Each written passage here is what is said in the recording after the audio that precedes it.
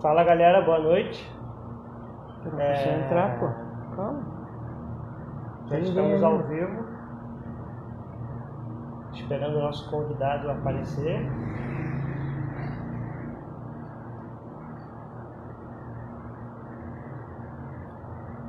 Vou esperar o Rafael Nunes. Opa, boa noite.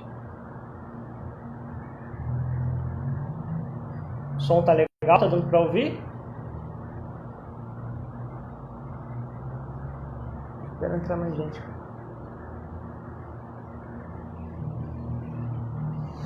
Pô, as costas brancas. Hoje a gente vai fazer uma live aqui sobre reencenação histórica e a memória da FEB. Aguardando, vamos receber o nosso amigo Rafael Nunes.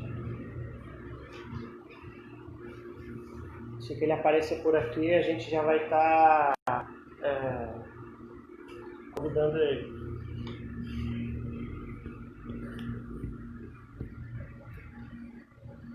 Para quem não conhece, eu sou o Daniel Mota e ele é o Danilo Mota. Nós criamos a Produtora em Guerra. A galera que foi entrando aí, se puder dizer se o áudio está legal ou não, para a gente estar sabendo. Por favor. A gente está esperando o Rafael Nunes aparecer para a gente inserir na live.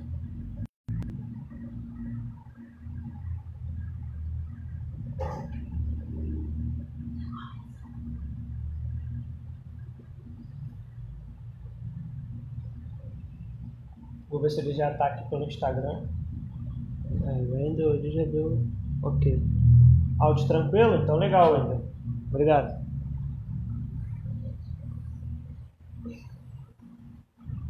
A gente teve que dar uma improvisada aqui para poder ficar os dois na tela. Com um fone só, mas vamos lá.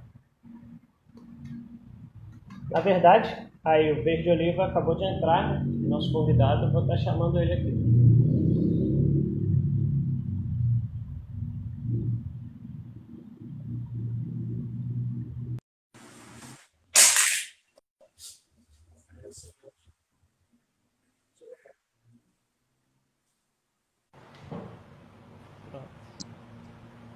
Fala, meu E aí, tudo bem?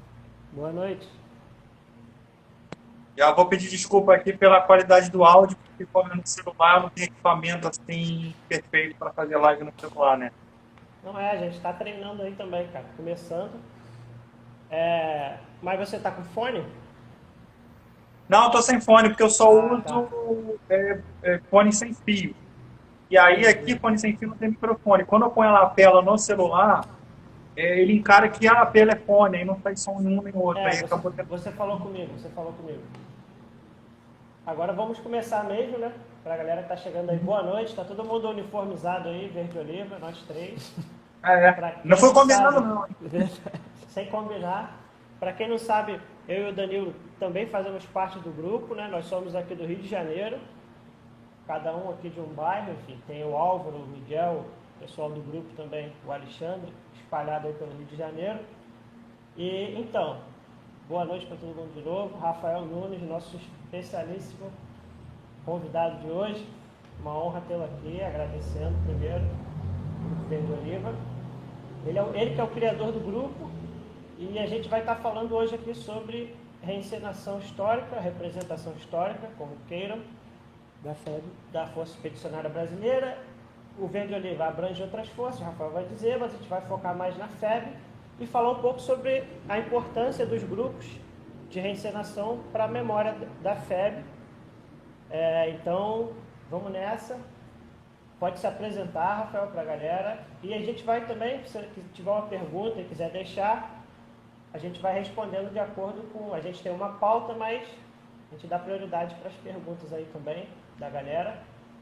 E é isso. Bem-vindo aí, Rafael. Muito obrigado. Primeiramente, boa noite a todas e a todos que estão assistindo a gente aqui. Estou muito feliz e muito grato por poder participar, não só por estar falando do Grupo Verde Oliva, falando de história e de FEB, mas também por estar aqui nesse espaço do Danilo e do Daniel, que são, assim, para mim, assim, referência de uma nova geração de pesquisadores sobre a FEB. Então, eu estou duplamente feliz de estar falando de uma coisa que eu gosto, de estar falando disso ao lado de pessoas que eu considero muito e que admiro muito. Tá? Bem, eu sou o Rafael, sou daqui do Rio de Janeiro. Eu sou um dos fundadores do Verde Oliva. Da galera que fundou o grupo, só eu hoje estou no grupo, né? Mas, assim, quem deu a cara para o grupo e que maquiou isso para ser um grupo concreto acabou sendo mais eu. Então, assim, muito obrigado por estarem aqui conosco, muito obrigado pelo convite. Vamos tentar fazer o papo ser mais proveitoso possível para todo mundo. Isso aí. Show de bola. Então, gostaria que você falasse um pouco, cara, para a galera que talvez não tenha conhecimento, do que é a reencenação, a representação histórica. Você dá uma introdução sobre o que é isso e é por aí, para a gente começar a conversa. Reencenação histórica, de uma maneira muito resumida, assim, sendo bem enxuto, é simplesmente você fazer a reprodução de um momento histórico. Então, você vai se vestir como uma pessoa de uma determinada época, vai construir um cenário ou vai reproduzir um recorte histórico. Então, seja uma batalha específica ou um momento específico, é quase como fazer um teatro. Isso é de uma maneira bem enxuta, falando que é reencenação. Agora, se você for se aprofundar nesse assunto, tem um universo de possibilidades de reencenação, porque você pode simplesmente estar uniformizado ou com uma roupa, não precisa ser militar, não precisa ser da Segunda Guerra, tem gente que faz medieval, tem gente que faz até com relação a coisa mais fantasiosa, também. Então, assim, você está reproduzindo um momento. Óbvio que a reencenação histórica, ela está voltada para um fato real que aconteceu. Então, no nosso caso, a Segunda Guerra Mundial, um conflito que aconteceu, o Brasil foi para a Segunda Guerra, então a gente está reproduzindo esse momento histórico. E aí o fato de estar com uniforme, estar com o item todo, montar um cenário, inclusive, você já está reencenando. É claro que você sempre pode evoluir no seu processo de reencenação. Então, tem grupos que são muito mais maduros com relação a isso. Então, o porte físico das pessoas que estão reencenando é semelhante com o porte físico da pessoa da época, a forma dele falar, a forma dele pensar. Eles fazem verdadeiras fichas de RPG para saber qual é o passado desse personagem. Então, se ele veio, sei lá, vamos trazer aqui para a FEB. Se eu sou um cara que primeiro RI, muito provavelmente eu vim do Rio de Janeiro. Muito provavelmente. Então, uma pessoa do Rio de Janeiro na década de 40, quais são as possibilidades? Ela era classe média, ela era pobre, ela tem pai, não tem pai, é órfã, tem filho, tem namorado, entende? Você vai começando a montar esse perfil para que você, ao se comportar no evento, até quando alguém conversar com você, para ter essa sensação que está imersivo, você vai falar como uma pessoa falava naquela época, usando gírias daquela época, ou a forma de você se movimentar. Então, assim, tem vários itens que você pode ir acrescentando para a sua reencenação ter cada vez mais qualidade. Muito bacana. A gente, né,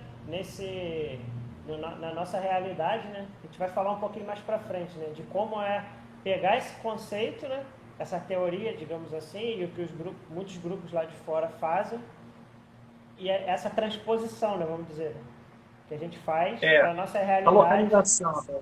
Isso, a gente faz uma transposição que envolve, né, desde armamento das AEGs, né, fardamento, enfim.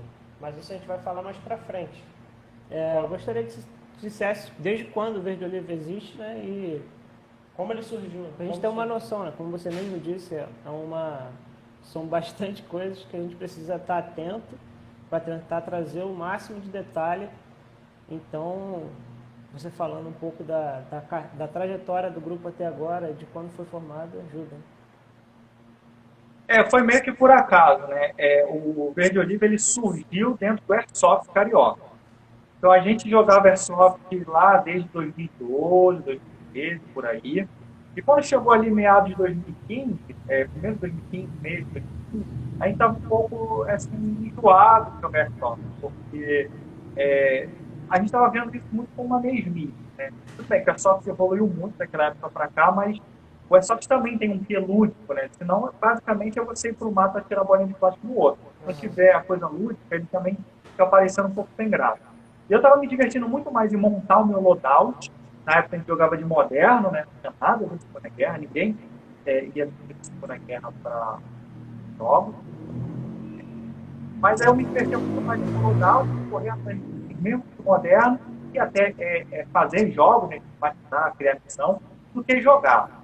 E aí, na época, o Arthur, que já tinha uma vontade de reproduzir Segunda Guerra, ele estava fazendo uma mistura ali. Ele ia de moderno, mas dava capacete em botava polaina por cima do futuro moderno.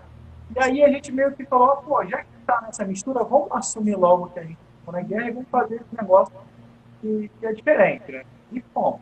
E Isso foi montar umas poucas. justamente na época que a gente se conheceu, né? Desculpa estar interrompendo, mas foi mais ou menos na época que a gente se conheceu. Mais ou menos. A gente começou um pouco antes. Aham. A gente considera que o Verde Oliva surgiu oficialmente em janeiro de 2016. Mas isso tem muito mais a ver com que a gente lançou o site do que o grupo surgiu mesmo nessa época. O grupo surgiu antes. Só que a gente começou assim muito de baixo, a gente não tinha regra da Segunda Guerra, era muito mais difícil comprar material naquela época que agora. Então a gente usava M14, que era mais ou menos parecido com o Garand. E aí a gente foi assim, a gente não tinha a mínima intenção de ser reencenador, de homenagear veterano, ou de defender a história da febre. A gente só era um grupo de pessoas que jogavam Airsoft, queria fazer uma coisa diferente, acho que foi divertido na guerra, e foi fazendo. Aí, só que com o passar do tempo, a gente vai amadurecendo as ideias e a responsabilidade que tem algumas coisas que a gente faz, né? Porque a gente viu que a gente estava representando algo que era muito importante e se fazia necessário pautar isso de uma maneira, não vou dizer correta, porque história a gente está falando de fatos, a gente está dizendo que é certo e errado, né? Está falando dos fatos que aconteceram.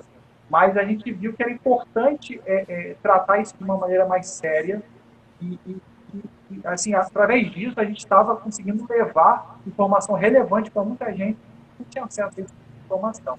Então, a gente foi amadurecendo o grupo e apesar de hoje a gente ser muito humilde com relação ao que a gente que a gente é considerado grupo histórico, a gente sabe que tem muito a evoluir com relação à interação, o que a gente tem que fazer, a gente tem um compromisso de promover e contribuir com qualquer instituição, organização ou grupo esteja fazendo eventos ou atividades que, de alguma forma, vai falar da participação aliada na Segunda Guerra, em especial a relação brasileira.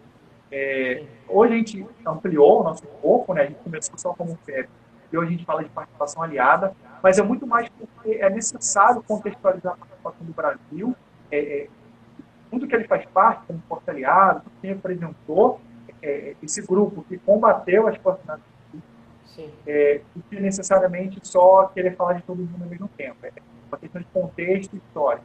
Até porque é impossível, né, falar da participação do Brasil na guerra e não citar, por exemplo, os Estados Unidos. Em outro caso, o local que a FEB lutou, que foi na Itália, você tem... A FEB não lutou sozinha, né? Só na região ali eram umas 9 divisões, né? Não é demérito nenhum falar do Brasil como parte do exército norte-americano, como parte do exército aliado. Na verdade, isso é um plus, né? Porque quando a gente fala que o Brasil participou da Segunda Guerra como parte do exército aliado, a gente está colocando o Brasil numa posição de uma grande nação lutando ali com países que são muito mais velhos, da América Latina maduros. A enviar. Exato. Então, assim, atrás, abre um leque a bandeira, de discussão sobre... Não, desculpa, pode falar. Nessa foto aí atrás, inclusive, né? Tá, conseguiu colocar na bandeira aí, né? A bandeira tá filmada. Isso abre um leque de discussão com relação à importância que foi para o Brasil socialmente, politicamente, participar desse conflito. Então, você tem uma árvore com vários galhos aí que você pode aprofundar os estudos. Sim. Foi legal, Rafa. Você deu já panorama interessante aí sobre o grupo e como foi a caminhada até aqui, né? E também, através dessa caminhada, dessa jornada já do grupo, gostaria que você falasse um pouco sobre as dificuldades, tanto da questão material, né? De você conseguir os materiais corretos ou mais próximos, e também a questão de você poder botar em prática aquilo que você disse no início, da gente reproduzir realmente as batalhas ou os fatos de uma maneira mais do que seria feito lá fora, por exemplo. Isso dá para te dividir com você, né? Que aí agora a gente já está falando aqui da nossa realidade. A dificuldade, claro, sem encenador, a dificuldade é um atributo que faz parte desse processo, porque há uma satisfação normalmente em você conseguir um item raro, por mais que seja difícil encontrar um item, é um pouco gostoso assim você correr atrás e conseguir isso, uma informação nova que você não sabia. A gente entende que isso faz parte do processo. Mas quando a gente trata de dificuldade, a gente está falando que isso é um atributo desnecessário dentro desse processo. Então, tem muitos itens que são considerados raros, difíceis de conseguir, mas não é porque eles são raros em si, é porque a gente tem uma série de questões enquanto país, enquanto brasileiros, que a gente acaba enfrentando. Então, você tem imposto muito alto, alguns itens para comprar é difícil, porque algumas lojas não entregam para o Brasil, por causa do histórico de maus compradores. Às vezes, seu produto fica preso na importação, e aí não tem prazo para liberar, e aí não entrega. Então, assim, normalmente é caro, infelizmente, a reencenação, assim como o airsoft e tantos outros hobbies, modelismo, que seja, acaba sendo um pouco elitista, porque as coisas são caras. Uma arma de airsoft, por exemplo, tem país que você consegue comprar num preço muito mais convidativo. Um M1 Garand aqui no Brasil está 5 mil, 4 mil, então, assim, infelizmente, não é todo mundo que pode pegar 4, 5 mil reais e comprar um pedaço de metal e madeira que atira bola de plástico. É muito caro. Então, assim, infelizmente, tem essa coisa do valor. Né? Mas ainda bem que tem muita gente que luta contra isso. Eu não estou nem colocando a gente como posição de herói, não. Eu falo de fornecedores. Tem muita gente que consegue importar e negocia, compra em grande quantidade. A gente tenta comprar o máximo possível de fornecedor nacional. Eu tenho uma política pessoal que às vezes eu prefiro pagar até um pouco mais caro e comprar de fornecedor nacional do que importar. Primeiro que eu estou comprando segurança, não vou ter preocupação de importar e tal. Segundo que eu estou valorizando uma pessoa que está se importando para disponibilizar esse material aqui no Brasil. Mas normalmente as dificuldades são essas. Assim, nem tudo a gente encontra aqui. Às vezes até lá fora é um pouco mais difícil de encontrar. Tem muita coisa que não tem, especialmente quando a gente fala de Brasil. Como a gente participou, né, ao lado do exército norte-americano, o padrão de equipamento é semelhante. Mas tem muitos itens que são específicos brasileiros, especialmente quando a gente fala de itens de uso pessoal, que é o que a gente em vez de a gente vai falar um pouco mais à frente. Inclusive vocês fizeram uma live. O Verde Oliva fez uma live no YouTube, tá lá no canal, tá? Do grupo. E na live vocês detalharam bastante sobre isso. Então, a galera que quiser dar uma aprofundada mais, é só entrar no YouTube, no canal do YouTube do grupo Verde Oliva, que lá tem a live disponível. Então, a gente contorna o que a gente pode, né? Então, sei lá, a gente reproduz o máximo de coisas possíveis. Armário médico, lá fora tem gente que vende pronto. Eu não vou conseguir importar um armário dele. Peguei madeira aqui fazendo, eu mesmo. Tá exatamente igual, mas consegue reproduzir. Tá produzindo, né? Está reproduzindo, você está reproduzindo aí, né, pro grupo. Exatamente. Esse ano a gente tinha preparado bastante coisa, né, cara, para os eventos, né, projetos bem legais, cara, mas que você está conseguindo desenvolver aí, você principalmente, né, em casa está reproduzindo várias peças. Aproveitando o momento de quarentena para botar a mão na massa aqui, verdade, construir, repensar o que a gente faz. Isso, a gente aqui também do Em Guerra, né, criamos um podcast para a galera que não sabe aí também, já está divulgado aqui na página, e criamos uma série dos expedicionários em guerra. Toda sexta-feira a gente lança, enfim, criando mecanismos, né, algumas análises ficar também. Parado. Agora vamos aqui a primeira interação do meu amigo Emanuel, que estuda comigo na UERJ. Eu e o Danilo, eu estudo na UERJ, ele na UF, nós cursamos História. E o Emanuel estuda comigo aqui na UERJ, está se formando agora, inclusive está fazendo uma monografia sobre a FEB, bem bacana. E ele falou sobre a dificuldade, né? Ele quer ter um bar, né? Que é uma arma... Também quero. Eu também. Então, ele Mas acha muito... a dificuldade, né? Ele tem interesse, cara. Tentei já cooptar ele pro grupo, mas não desisti ainda não. de A colocar questão de armamento, né, é praticamente em paralelo, assim, tu faz teu loadout todo e a arma fica aqui em stand-by. E infelizmente você tem que ter o dinheiro assim, meio que bala na agulha, porque quando aparece você tem que pegar logo, porque depois você não consegue mais. Foi assim com o Garan, né?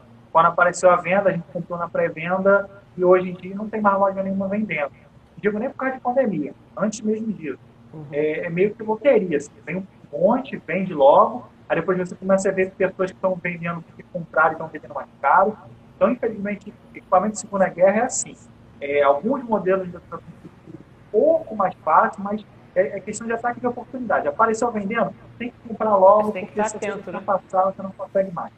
E aí é aquela questão, né? O Garant, a gente comprou na pré-venda, acho que eu paguei com 4 mil e pouco na pré-venda. Aham. Foi uma grana, uma facada, me enterrei para pagar, mas assim, se eu não comprasse naquela época, eu nunca teria Garant, porque não Verdade. mais vendendo. É verdade. Então, acho que aí a galera pode estar assustada com os valores, né? Mas aí a gente poderia tentar fazer um link com qual é a necessidade, por que a gente faz isso e qual é o papel desse esforço todo, qual é a nossa motivação em gastar isso ou em montar aí para um evento que a gente sabe quais as dificuldades, ainda mais de cada um de um local, né? Que é a questão da memória. A gente está empenhado em preservar e trazer de volta esse assunto, que é a participação do Brasil na Segunda Guerra Mundial e a Força Expedicionária. Correto? Quando a gente fala assim, poxa, paguei 4 mil no Garant, ou 2 mil numa gripe, gastei não sei quanto no meu uniforme todo, parece uma completa loucura. Mas assim, é um hobby, né? E a gente faz isso porque a gente gosta. Isso é a minha atividade que eu faço para me divertir. Aham. É uma coisa que eu falo, às vezes, algumas pessoas podem até entender de uma maneira um pouco negativa, mas é porque eu faço isso para se divertir. Óbvio, a gente está falando de guerra, um conflito, pessoas morreram, brasileiros morreram, foi um Sim. sacrifício enorme, e eu tenho muito respeito pelas pessoas que enfrentaram isso. Tudo bem, a gente sabe que guerra é uma droga, vivemos num mundo de paz, mas eu não falo que eu me divirto com a morte das pessoas ou com uma situação ruim. Mas eu me divirto justamente de resgatar esses itens, de conseguir reproduzir e pautar esse assunto. Especialmente de febre, porque a gente sabe que a educação no Brasil é um debate, óbvio, muito profundo, acaba sendo uma coisa muito mais voltada para você ser conhecido do que você realmente ser um ser que pensa e questiona aquilo que está acontecendo à sua volta. E a gente tem muito pouco acesso a certos assuntos, especialmente história do Brasil, né? Eu sou da opinião que devia ter duas matérias, história geral e história do Brasil em paralelo, não uma Sim. história um com dois, porque é muita coisa que acontece em paralelo. Com E falar de certeza. Brasil, o Brasil acaba sendo engolido na pauta da Segunda Guerra Mundial, porque se você for ver em número, a participação do Brasil é meio que até minúscula, mas na verdade não é. E especialmente para a gente como nação, quando a gente reflete onde a gente está Quando você hoje. pega um livro didático, né, e você vê a quantidade de coisas, cara, inclusive esse é um campo ainda para a galera que estuda história na academia, né, na faculdade, é um caminho a ser seguido, né, você tentar compreender, né, essa inclusão ou não, né, esse apagamento ou não da história É, da FEB nos livros didáticos. A gente às vezes e tem um fala, né, campo vê muita gente enorme, falando, assim. vê Não muita precisa gente nem fala, ser fala. gostar de militaria ou gostar de guerra para falar de participação brasileira. Como eu falei antes, você tem um leque de opções, falar como a sociedade brasileira passou a se desenvolver após a participação na Segunda Guerra Mundial, o que isso trouxe para a gente enquanto nação, o que mudou, sei lá, na alimentação das pessoas no transporte público. Com Muita coisa certeza. mudou. Então, assim, tem pauta para todo tipo de assunto ali, É né? Quem verdade. gosta de falar de coisa. Esse é um debate longo, né? Que ainda vai rolar muito, né? A gente está entrando aí mergulhando de cabeça nesse tema. Mas a gente ouve muito falando sobre essa questão de que foi esquecido, heróis esquecidos e tal. Mas a gente pode pensar, quem fala muito isso é o César Campiani, o professor César Campiani, que se você. Depende da ótica, né? Por exemplo, pode ter sido esquecido na escola, mas ao mesmo tempo a produção de livros sobre esse tema é enorme, gigantesca. Então, hoje em dia, já aproveitando, né, para falar para as pessoas, poxa, tem muito livro, muito. Chega a uma centena, com certeza, de livros sobre a temática. Teses, então, que você encontra no Google gratuitamente, são várias. Acho que o Então, professor Francisco Ferraz faz um levantamento de produções sobre a FEB e é um número bem grande. então, não tem essa, né? Se é esquecido, vamos deixar de esquecer então, né? Vamos ler, vamos começar a procurar. Não, o nosso Não é papel só é ficar de fazer replicando, ponte, né? né? Não ficar só Exatamente. replicando o que é esquecido, aí o negócio vai ficar esquecido mesmo, entendeu? Então, o negócio Exato. mesmo é você pegar e ir para dentro, entendeu? E divulgar, o que é a nossa intenção, né? Como grupo, como pessoa mesmo. Existem várias explicações para isso também, por que acontece esse fenômeno de esquecimento, etc.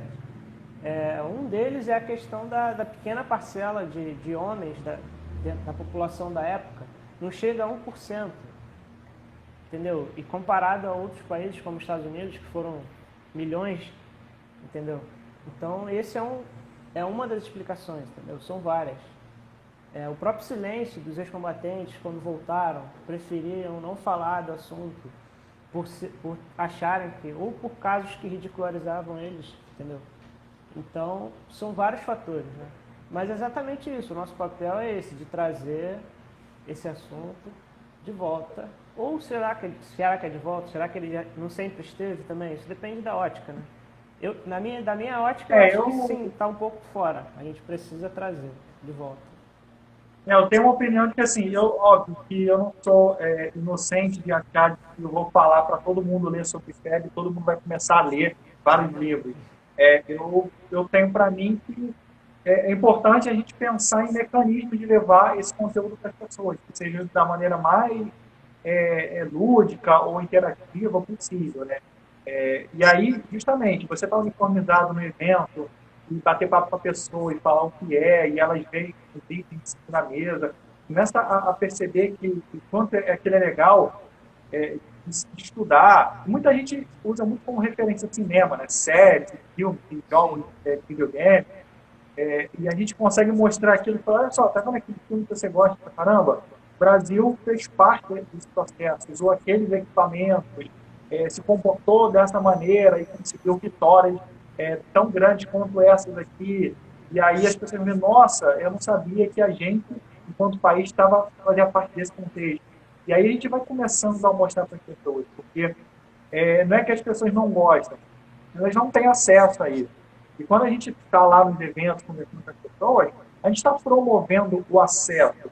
Se ela depois vai querer ler mais sobre isso, é uma escolha dela, mas o nosso papel de conseguir levar esse conteúdo até ela e da maneira mais legal possível, Sim. e dar oportunidade para essa pessoa descobrir uma coisa nova, ou mesmo que seja só ali no evento e ela leve aquele conhecimento para a vida, ou só fique feliz porque tirou fotos junto com a gente, que é um soldado na guerra brasileiro, já é uma sementinha plantada e já está criando aí uma geração nova de pessoas muito mais conscientes sobre a história do país.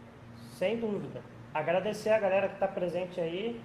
A gente vai tentar comentar aí o que vocês forem falando. Mas é o que você está falando, Rafael. E também a gente não pode, né, pensar que vai chegar numa galera, vai perguntar a qualquer pessoa também, o que é a FEB? Aí a pessoa vai falar, não, a FEB, não sei o que, foi criado dia tal, e lutou no Monte Castelo, e lá lutou tal regimento, tal regimento.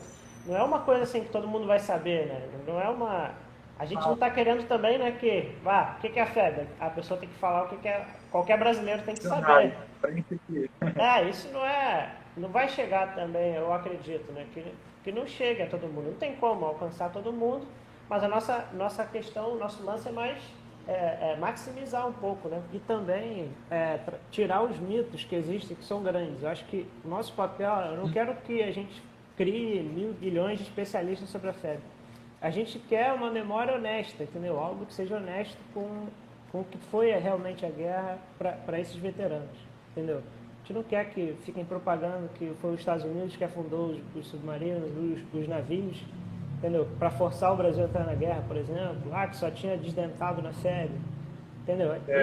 Esses mitos são terríveis e E nem o outro lado, né? Que é dizer, por exemplo, fizeram já postagens em grupos que um brasileiro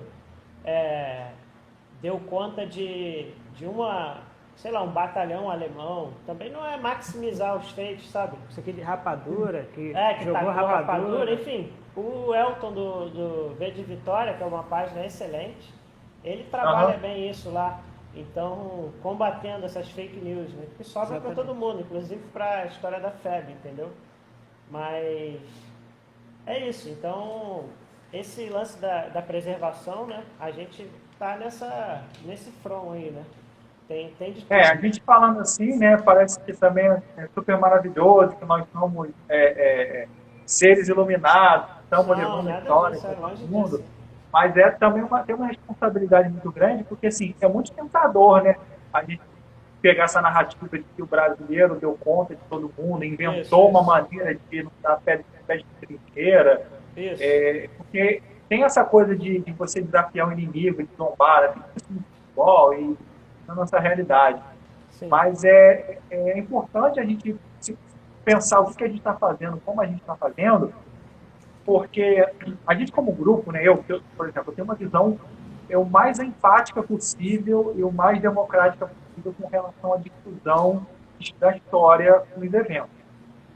Tem gente que já é um pouco mais, um perfil assim, um pouco mais linha dura, né? O que eu quero dizer com isso?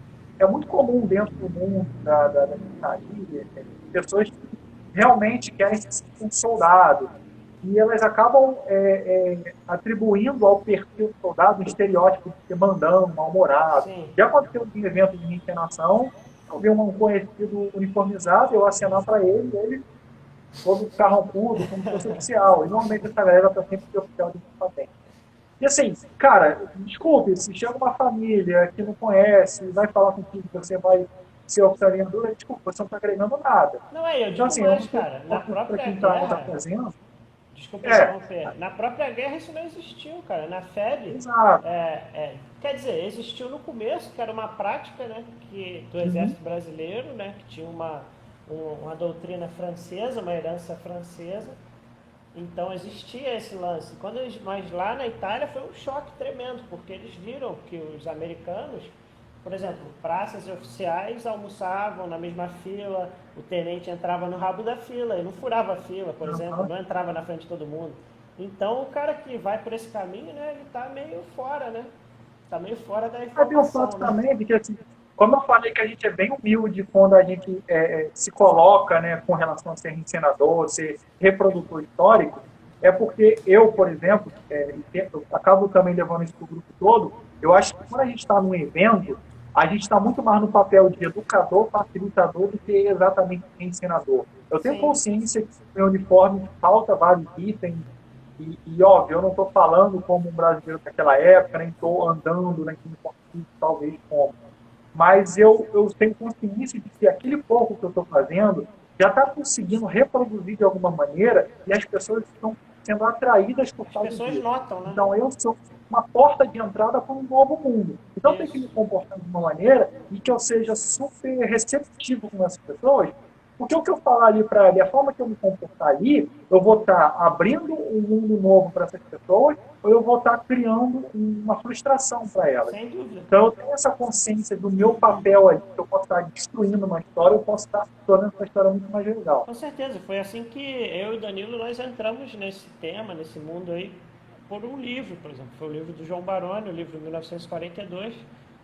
E, tipo, o meu foi pela minha tudo segunda diferente, guerra. sabe? Eu vi esse livro numa feira, na época que eu estudava no ensino médio, e do nada eu fui apresentado a isso, sabe? Então, A própria música do Sabaton também. a música do Sabaton, a música Smoke Snakes. Então, a nossa missão é justamente essa, né? A gente ser mais um livro do Baroni, vamos dizer, mais uma música do Sabaton. Eu também fui o livro do Baroni, o pessoal do trabalho me deu Minha Segunda Guerra. Rafael gosta dessas coisas militares, vamos dar um livro para ele. Tipo amigo oculto, aí me deram um livro desse, eu li e eu falei, caramba, que legal, vou ler mais sobre. E, sabe, comecei daí. É um papel muito importante, cara. Muito. É muito importante, isso é uma coisa que o João Baroni sempre fala, e o Campiani também bate nessa tecla. Da gente, o grande ápice dessa memória da FEB, da história da FEB, vai ser quando ela chegar, por exemplo, numa cultura pop, entendeu? De ser algo difundido amplamente no Brasil, entendeu? Seja Se numa apropriou, série. né? Não está parecendo que é de nicho. Sim, sim. Acho que o auge seria esse, cara. E era o que os veteranos, os expedicionários sempre quiseram, né, cara? E talvez eles não. A gente não vai ver, eles não vão É, ver, provavelmente. é um processo, a gente está fazendo Sim, parte, a gente é é. uma engrenagem, Justamente, está né? tentando fazer isso aí Então, virar. mas a gente trabalha fazendo a fundação ali, né? A gente está preparando o alicerce ali para o que vai ser uma coisa no futuro, né? A gente tem que pensar assim também, né? A gente podia voltar um pouco, a gente estava falando sobre a relação com a galera que vai aos eventos, de falar um pouco sobre a atuação do grupo, quais são os eventos que a gente costuma participar e quais são as atividades que a gente promove, ou quais objetos a gente leva. Você fala um pouco sobre as reproduções que você faz, das rações, etc. A gente, como tem esse perfil de promover e contribuir com qualquer iniciativa que, de alguma forma, está trazendo a história aliada do Brasil na guerra, óbvio, de uma maneira positiva e mostrando de uma maneira franca como é importante, no mínimo a gente vai participar uniformizado, com armas de airsoft, com capacete, com todo o equipamento, independente do calor, de como for, a gente vai estar ali. Óbvio que cada evento tem sua dinâmica, né? E tem a questão de segurança. Então, se for um evento num lugar público, que não tem tanta segurança, numa praça, a gente não vai levar arma de airsoft, a gente vai estar uniformizado.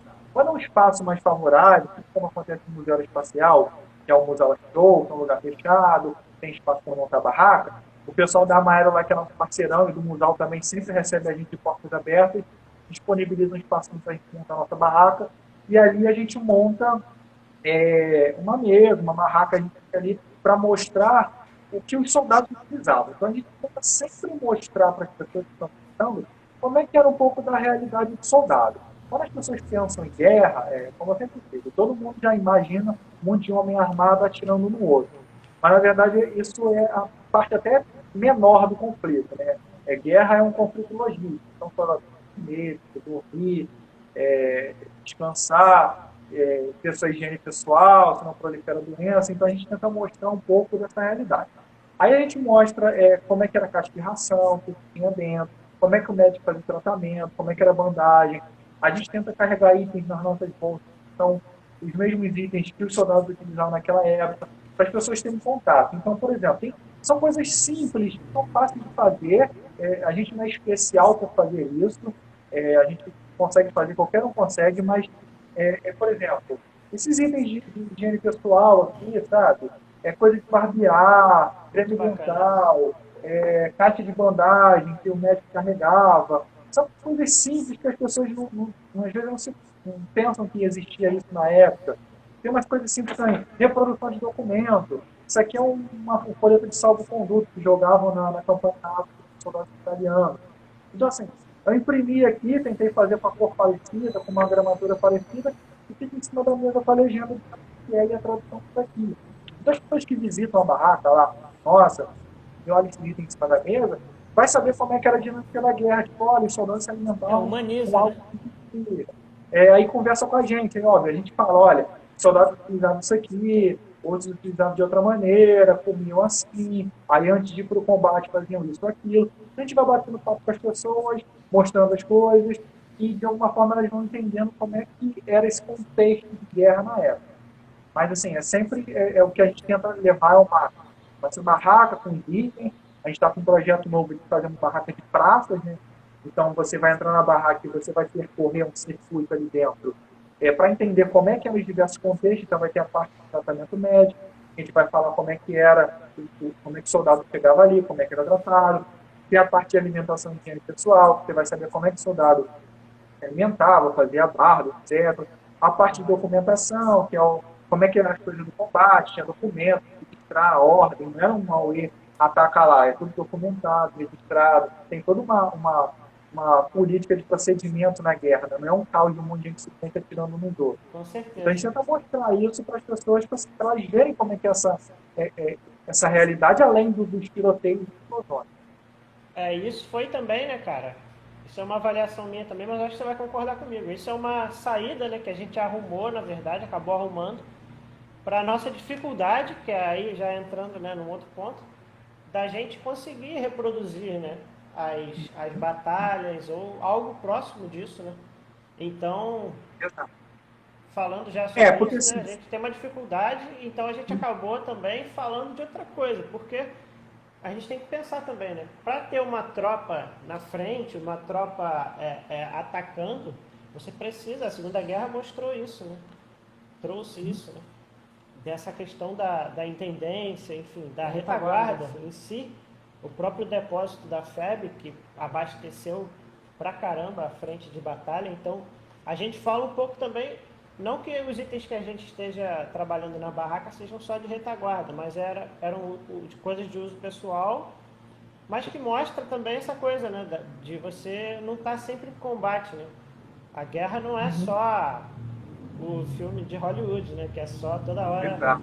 tiro, né? Então, A enfim, você gente, tem os momentos de até pausa. pegando de novo o tópico de dificuldade, né? Porque, assim, quando digo que a gente é reprodutor histórico, não necessariamente encenação, qual seria o mundo ideal para a gente ser reencenador? Seria todos nós sermos um grupamento, um batalhão específico da FEB, sei lá, a gente vai pegar um grupo de combate do primeiro RI e vamos fazer isso, somente isso. Só que isso é muito difícil de fazer, porque a gente tem que ter mais pessoas, todas as pessoas têm que ter um tipo de equipamento semelhante, e aí a gente vai fazer exatamente isso. Existe isso em grupos lá fora, tem gente que faz só na 15 e 6, aí só vai fazer isso, aí o uniforme está exatamente daquela maneira, a sujeira que eles usam na roupa está suja de lama, porque eles combatiam em lugar alagado. Então é muito, muito específico. A gente não tem como fazer isso, dificilmente a gente vai conseguir, infelizmente. Então a gente faz um apanhado histórico. Óbvio, a gente está no evento, na barraca, tem um que está de britânico, outro que está de norte-americano, outro que está de brasileiro, É fica um parecendo que encontro é uma outra. improvável ali, né? É um encontro improvável, mas a gente tenta mostrar isso de uma maneira geral, porque a gente, exato, assim, como eu falei, a gente está no papel de educador, facilitador, né? É uma Não quero lupa, me né? colocar. Lá de cima, né? Olhando lá de cima, né? Não é uma lupa muito Eu não aproximada. gosto de falar que eu sou educador, porque eu não tenho formação para ser professor e tal, mas assim, Sim. indo para o lado de facilitador, né? Eu entendo Sim. que dessa maneira ali atrai atenção e vai ajudar as pessoas a acessarem algum conteúdo que elas não têm acesso no cotidiano delas. E também não vão acessar se eu falar leite e texto. Então, a gente faz isso da maneira mais É uma forma mais agradável palatável, né? Uma forma mais fácil. A gente leva alguns materiais originais também, né?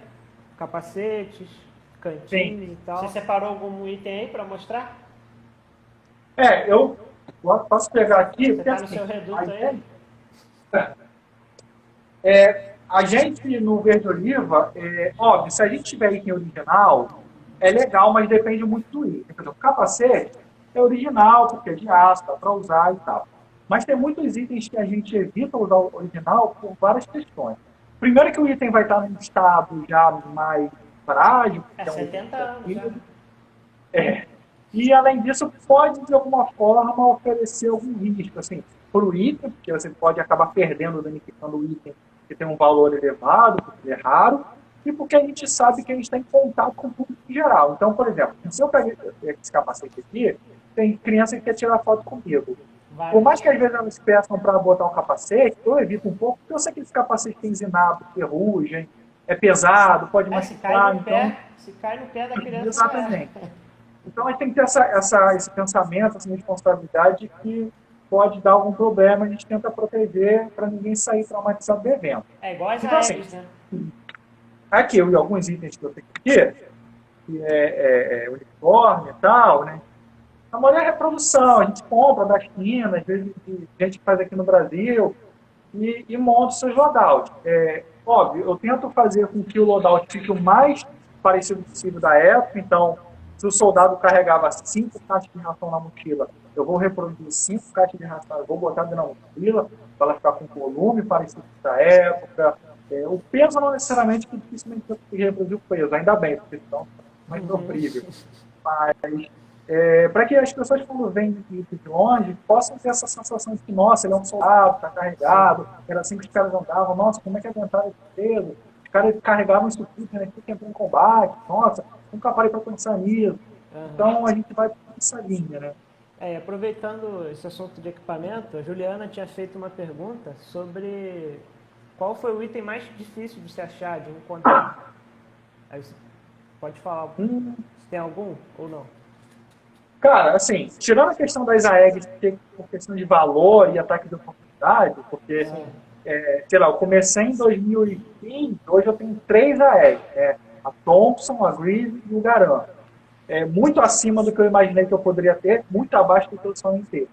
Mas é difícil dizer item difícil, porque cada item é um processo, né? Eu acho que Eu um poderia capacete dizer, é um grande achado, né, cara? Não é questão de por ser exemplo, mais meu difícil, capacete mas está é um grande completo. achado. Achar um capacete completo é difícil. Eu tenho Sim. 2, estou indo para o meu terceiro. A pandemia está me atrapalhando um pouco. Mas, assim, assim, era difícil, eu não tinha nenhum. Hoje eu estou indo para o terceiro. Então, beleza, já não está mais difícil para mim, porque eu tenho 3. A sacolinha médica aqui, que era um sonho que eu tinha há muito tempo. Eu nunca consegui encontrar. Quando eu comprei, pô, beleza, consegui. Então, assim, ter um item raro difícil é difícil nomear, porque depois que a gente tem, a gente já pensa no próximo. É Verdade. sempre Qualquer assim. original é difícil, né? Qualquer Mas material que qualquer item que seja seja menor. original é difícil. E mesmo as importações também são complicadas, né? Se for importar algum material, é complicado. Só que Por mais ninguém que seja perguntou, reprodução, né? né? A gente aqui, a gente é carente de item. Verdade. Ninguém perguntou, mas fazendo um comentário, né? Aqui no Rio a gente tem a Feira da Praça 15, né? Que acontece aos sábados, que é ali no conjunto histórico ali da Praça 15. E a gente faz até um encontro do grupo também, né? Às vezes. A gente tem A conta gente se enquanto marca encontra lá, inclusive, que é um ponto de referência, longe da casa de todo mundo. É igualmente longe. Então a gente acaba, cara, lá é uma feira de antiguidades, né? Então, pô, eu já encontrei, posso dizer vários, né? Porque a partir de 3 já é vários. Então a gente já encontrou capacetes, enfim, cantis, baioneta, até medalha você encontra. Itens originais, cara, que na maioria das vezes a pessoa não sabe o que está vendendo, mas você também tem que ter um certo conhecimento, né, um nível de conhecimento básico, intermediário, para você conseguir identificar, principalmente capacete. A gente consegue sempre identificar o capacete se é do período da Segunda Guerra, que era da FEB, né, consequentemente. Então, o capacete eu acho um item bem bacana, cara. Eu também sou um pouco viciado em comprar Porque capacete. ele pode ter variações, né? De pinturas, etc.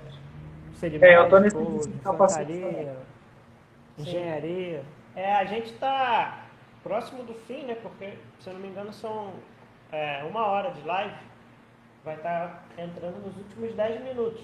Aí eu queria ver se alguém que está aí tem alguma pergunta a fazer, se tem alguma colocação, enfim. E já avisando que essa live vai ficar disponível no... Como é que chama? Canal do YouTube. No No canal IGTV, do YouTube né? e no IGTV aqui do Instagram. Esse nome que eu tinha esquecido. Vai estar disponível. E também deixar avisado aqui que a gente vai estar divulgando a próxima live Na segunda-feira. na segunda-feira, né? Um convidado especial, assim como você. E a gente pretende aproveitar esse tempo da quarentena aí, fazer alguns encontros aqui para engrandecer aí, né, o conhecimento, agregar valor para as pessoas, que é a nossa intenção, sabe? Assim como a sua também. A gente está tentando ter uma rotina de publicações para a gente conseguir caminhar com a produtora, né?